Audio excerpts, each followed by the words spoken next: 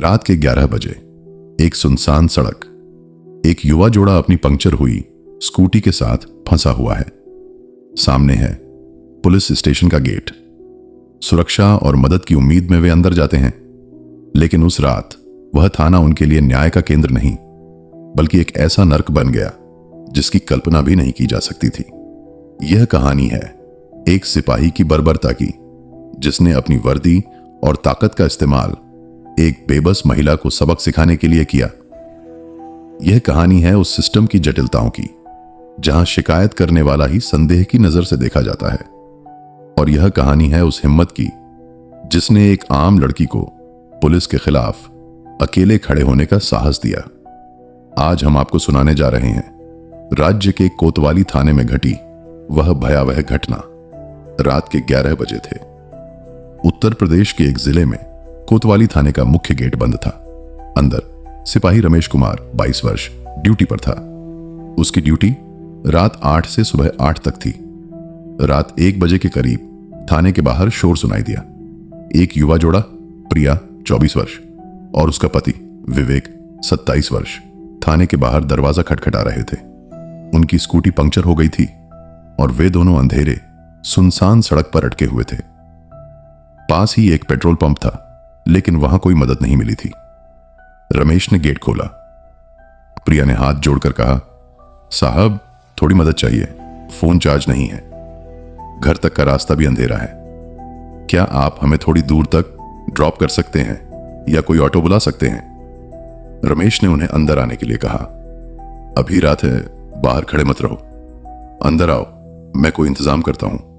प्रिया और विवेक अंदर आ गए।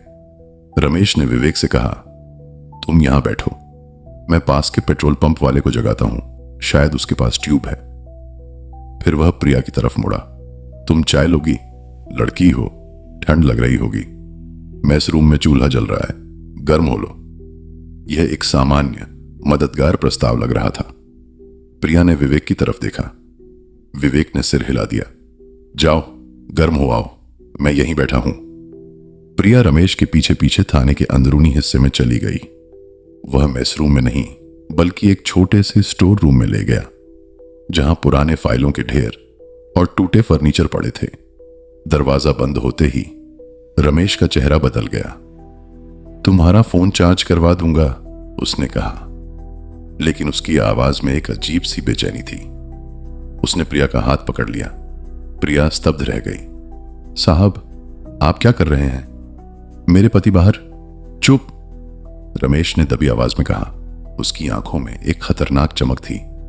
तुम चिल्लाओगी तो मैं कहूंगा, तुमने मुझे रिश्वत देने की कोशिश की थी, तुम्हारे पति को भी फंसा दूंगा। तुम जानती हो मैं पुलिस हूं, मेरी एक शिकायत तुम्हारी पूरी जिंदगी बर्बाद कर देगी। उस अगले 15 मिनट में प्रिया ने नर्क देखा। उसी थाने के अंदर उसके पति से कुछ दूरी पर एक सिपाही ने अपनी वर्दी और ताकत का इस्तेमाल करते हुए उसके साथ वह किया जिसका उसे सपने में भी डर नहीं था। प्रिया जब स्टोर रूम से बाहर आई तो उसका चेहरा सफेद पड़ा हुआ था। उसके कपड़े थोड़े बिखरे हुए थे और वह कांप रही थी। रमेश उसके पीछे आया। अब फिर से वही सहायक सिपाही बन गया था। विवेक ने पूछा, क्या हुआ? तुम तो बहुत डरी हुई लग रही हो। प्रिया ने रमेश की तरफ डरी हुई नजरों से देखा। रमेश ने एक धीमी चेतावनी भरी मुस्कान दिखाई। प्रिया ने कांपती आवाज में कहा, कुछ नहीं, बस ठंड लग रही थी, चलो चलते हैं। रमेश ने कहा, मैंने पेट्रोल पंप वाले को बुला लिया है, वो ट्यूब लगा देगा, तुम लोग जाओ। उस रात घर पहुंचकर प्रिया सीधे बाथरूम में घुस गई और लगातार नहाने लगी। विवेक को कुछ गड़बड़ लग रही थी। उसने दरवाजा खटखटाया। प्रिया तुझे क्या हुआ, बोल तो सही। प्रिया बाहर आई तो उसकी आंखें लाल थीं। उसने कुछ नहीं कहा, बस रोने लगी। धीरे धीरे टूटे फूटे वाक्यों में उसने सब कुछ बता दिया। विवेक का गुस्सा आसमान छूने लगा। वह तुरंत थाने वापस जाना चाहता था, लेकिन प्रिया ने उसे रोक दिया।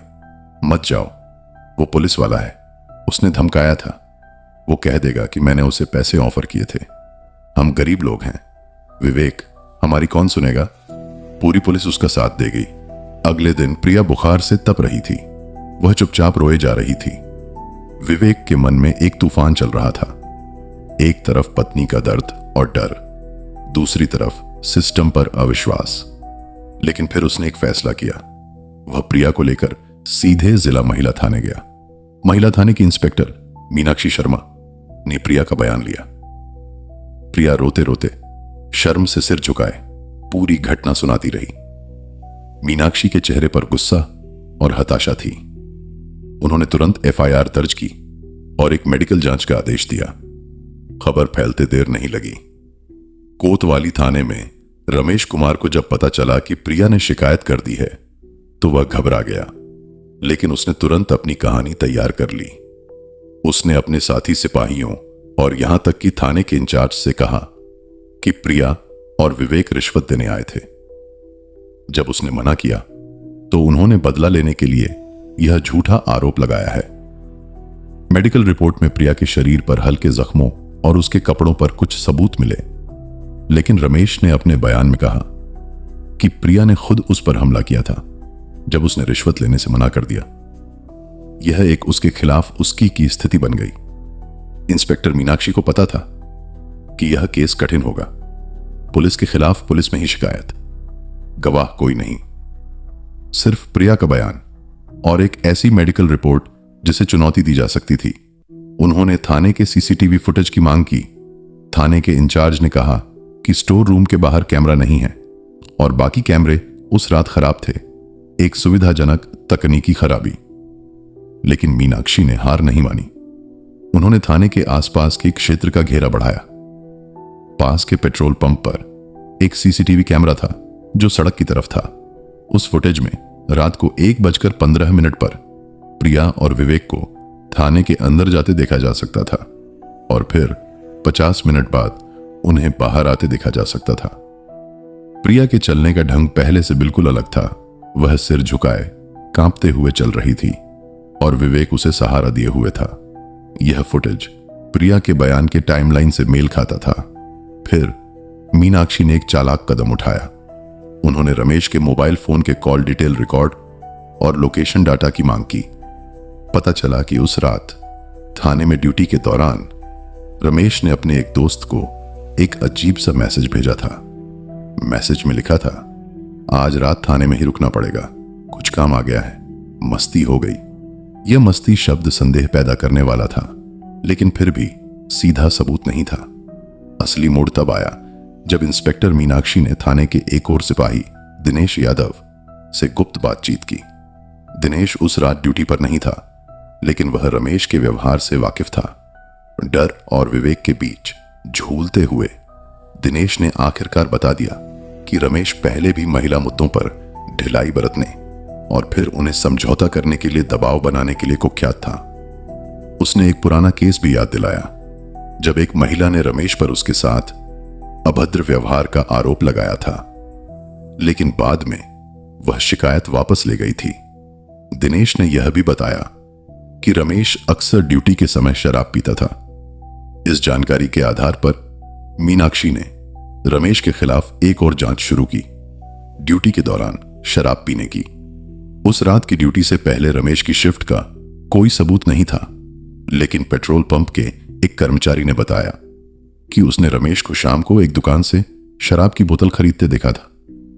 सारे सबूत, हालांकि परोक्ष ही, एक साथ जुड़ने लगे। प्रिया का सुसंगत बयान, मेडिकल रिपोर्ट, पेट्रोल पंप का सीसीटीवी फुटेज जो उसकी मानसिक स्थिति में बदलाव दिखाता था, रमेश का संदिग्ध मैसेज, एक सहकर्मी का बयान जो उसके चरित्र की पोल खोलता था, और शराब खरीदने का सबूत।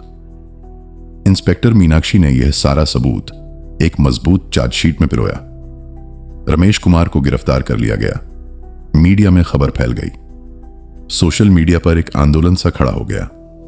पुलिस स्टेशन में न्याय मांगती औरत। रमेश ने शुरू में सब कुछ झूठा बताया, लेकिन जब उसके सामने सारे सबूत रखे गए और उसे पता चला कि उसका अपना साथी भी उसके खिलाफ बोल चुका है, तो उसका आत्मविश्वास टूटने लगा। पूछताछ के दौरान उसने एक बात स्वीकार कर ली कि उसने प्रिया को रिश्वत के आरोप की धमकी दी थी। यह एक छोटी स्वीकारोक्ति थी, लेकिन यह प्रिया के बयान की विश्वसनीयता को मजबूत करती थी। केस कोर्ट में गया। रमेश के वकील ने प्रिया के चरित्र पर सवाल उठाए। कहा कि वह और उसका पति रिश्वत देने आए थे, लेकिन जज ने इस तर्क को खारिज कर दिया। जज ने कहा कि अगर वे रिश्वत देने आए होते तो वे इतनी जल्दी शिकायत नहीं करते और न ही सीधे महिला थाने जाते। सबूतों की श्रृंखला और प्रिया के सुसंगत बयान ने जज को प्रभावित किया। रमेश कुमार को यौन उत्पीड़न, धमकी और सरकारी सेवा के दौरान गैर जिम्मेदाराना व्यवहार के आरोपों में सजा सुनाई गई। उसकी नौकरी चली गई। प्रिया और विवेक के लिए यह लड़ाई जीतना आसान नहीं था। उन्हें गांव में ताने सुनने पड़े, धमकियां मिली, उन्हें शहर छोड़ना पड़ा। लेकिन प्रिया ने कहा, मैं हार मानकर चुप नहीं बैठती तो वो आदमी आज भी वर्दी में बैठा किसी और प्रिया को तबाह कर रहा होता। मेरी आवाज शायद कमजोर थी, लेकिन उसने एक ताकतवर को गिरा दिया।